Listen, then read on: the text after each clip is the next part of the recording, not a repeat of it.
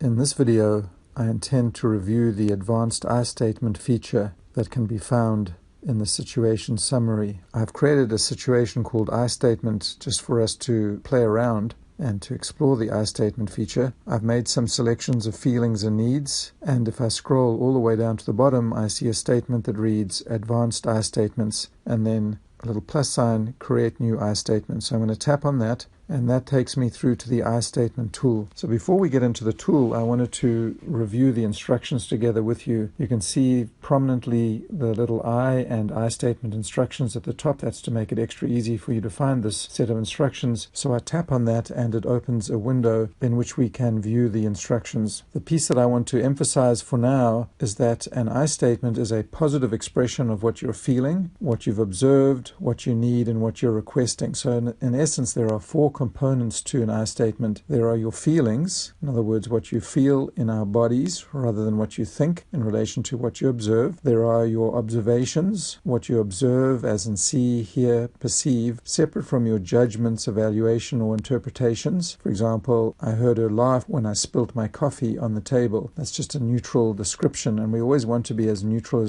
as possible when it comes to observations. Then we have our needs, what we need at the universal human level in relation to our feelings. For example, when I feel tired, I need rest. And then finally, the fourth element of the I statement, the action we request to meet our needs. So those are the four elements. You'll see that I've included some examples, and you can review them just to get an idea of what we're talking about. But again, I think the best is I'm going to close these instructions now, and I'm going to take you through the tool. As you can see in the tool, at the top it says I feel, and then it says press to select your feeling. When, observational description in neutral terms, and I scroll up and I see because I need, press to select your need, and then finally please request positive behavior change. So the feelings and the needs, we add them from the feeling and need summaries. The when, the observational aspect, and the request aspect, that we type in. So let's start off just with a simple example, just to give you a feel for how this goes. Let's imagine there's someone that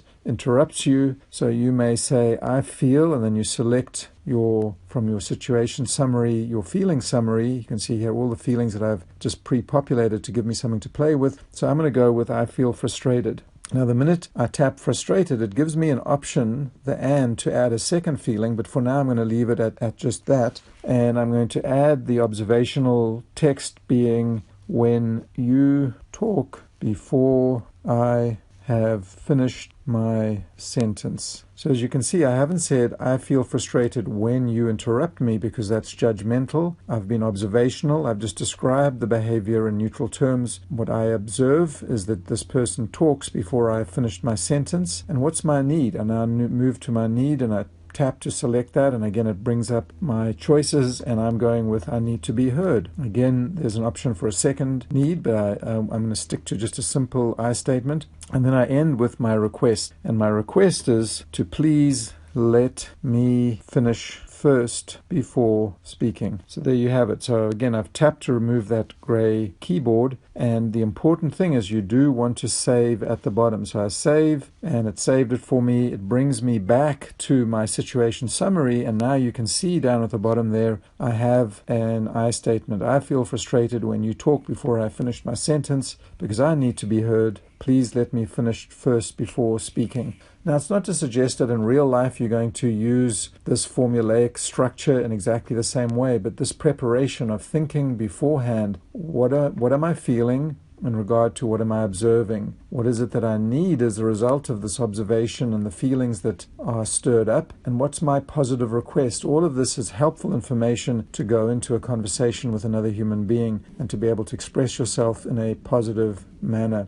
Let's create another one. So this one pertains to me seeing spelling mistakes on our website homepage. So I'm going to start with the observation. So when I see spelling mistakes on the home page, all right, so that's the observation. How do I feel when I observe that? Well, I feel furious. So I'm looking for furious. There we go. I've got that. I feel furious. Let's, in this example, choose a second feeling, because not only do I feel furious, I also feel embarrassed. So let's see if we can find that. So I feel furious and embarrassed when I see spelling mistakes on the home page, because what do I need? In regard to the fury that I feel, I need accuracy. In regard to the embarrassment, what I'm really concerned about is our organization's reputation, so our good reputation. So my request in these circumstances is that we please develop a procedure to double check spelling first. To double check spelling first. And again, I save that. Again, it takes me back to the situation summary. I can now see my two I statements. I have one that involves frustration and the need to be heard. The other two feelings, furious and embarrassed, and my need for accuracy and reputation. Now, at any point in time, I can go in and edit them. So, for example, if I wanted to add something to the first one about frustration and being heard, I might decide I feel frustrated, and that might feel a little hard.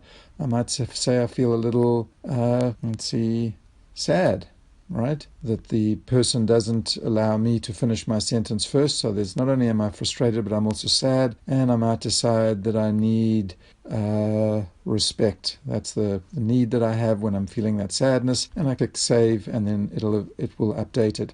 So again, in the real world, we're probably not going to speak quite this formulaically, but this is great preparation for those tricky conversations where we want to come in prepared and ready to express ourselves in a positive way, to be able to let the person know what we're feeling, what we're needing, what we're observing, and then also for them to know what it is that we are requesting from them. So that's essentially it in terms of the I statements. Again, just to remind you that you find them at the situation summary page at the very bottom, that you can go in and edit them by tapping on them. It'll bring you up. You always have access to the summary, which you can open and then close, and there's some nice examples there for you to look at. And finally, I'll just read out what it says at the very bottom. It says, as I've been at pains to point out, in real life it's unlikely that we will formulate our expressions in this purely formulaic fashion. Getting clear about the four components sets us up for success in communication, as it shifts us away from judgment and blame and connects us to our underlying feelings, needs, and requests. All the best with this. This is a really helpful, practical tool, and I hope you find it to be so too.